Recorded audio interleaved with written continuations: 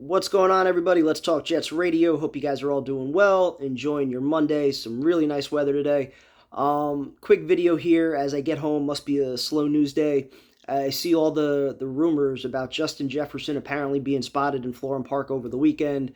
And there's a number of reasons, obviously, why I feel like, this means absolutely nothing. Could it possibly mean something? Yeah. Maybe he's meeting with some guys on the team just for lunch. Maybe he's checking out the area.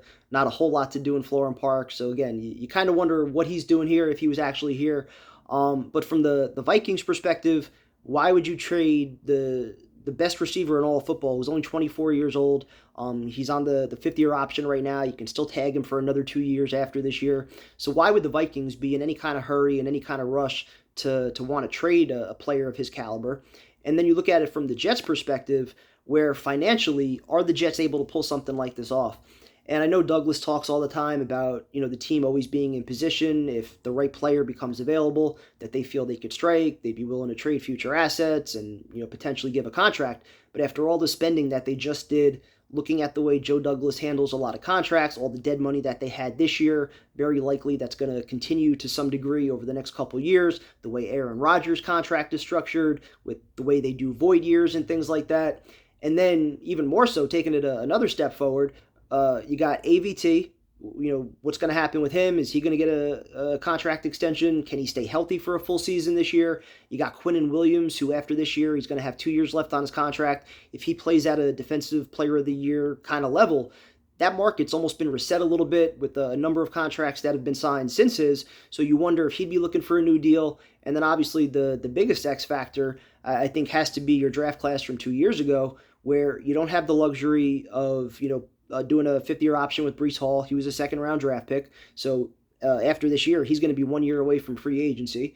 And then you got your 3 first-round draft picks, who I think are equally important: Jermaine Johnson, Garrett Wilson, Sauce Gardner. You just lost Bryce Huff. I don't know if you can afford to lose Jermaine Johnson. Took a monumental step in year 2. You figure he's going to keep getting better. And then you can make an argument that Sauce and Garrett, in only 2 years, they've already become the face of the Jets on each side of the ball already. So it's hard to imagine a world where any of those players are gone. And if you're talking about giving those guys big time contracts, where does that leave the Jets as far as being in position to get somebody like a Justin Jefferson, a Devontae Adams, an A.J. Brown, a Deebo Samuel? If any of those guys become available, are the Jets in position to be able to make it happen? And again, Jefferson, he's on his fifth-year option this year. He's making close to $20 million. The Jets only have $6 million in available cap space, which is also part of the reason that they had to get rid of JFM. So I'm not really sure how much maneuvering Joe Douglas really has as far as restructuring contracts or any players that you could still cut. A guy like Lazard, unfortunately, doesn't save you any money. So there's really not much I feel like the Jets could do, short of, acquiring somebody that they can sign to a long-term contract and kind of push that money again into the future, where you might be talking about, for a player like Jefferson, you might be talking about, some years where you're paying him $40-45 million cap hits, just to try to get him in for this year and maybe next year as well. So I'm not really sure if the Jets are going to be in position to make that kind of move. I'd love to think it's possible. Again, they have the draft picks. They haven't really dealt from future years yet, so they have the picks available to make it happen. They also have the extra third that they acquired from this year's draft. So you wonder if the right guy becomes available, whether it's Justin Jefferson or somebody else, can and will Joe Douglas pull the trigger? I would hope so, because it does feel like this offense could be one piece, one playmaker away.